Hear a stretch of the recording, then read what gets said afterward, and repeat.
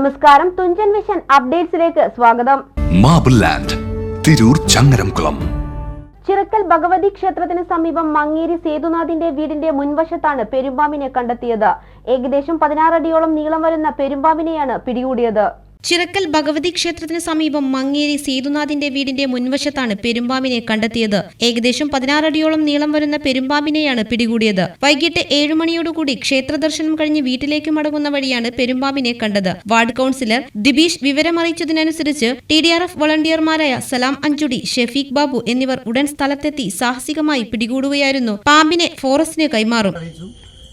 അതിന് ശേഷം ward member അവരെ പാമ്പ് പിടുത്തക്കാരെ കൊണ്ടുവന്നിട്ട് അത് പിടിച്ച് കൊടുത്തിട്ടുണ്ട്. കൊണ്ടുപോയിട്ടുണ്ട്. ഏകദേശം മാക്സിമം വലിപ്പമായിട്ടുണ്ട് പെരുമ്പാമ്പ്.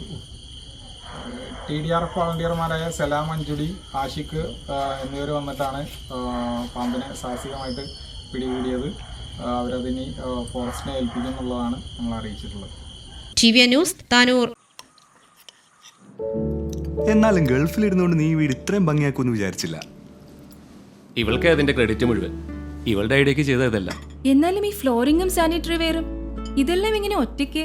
അതിനെന്താ, ഞാൻ ഈ സാധനങ്ങളൊക്കെ വാങ്ങിയത് മാർബിൾ ലാൻഡെന്നാ.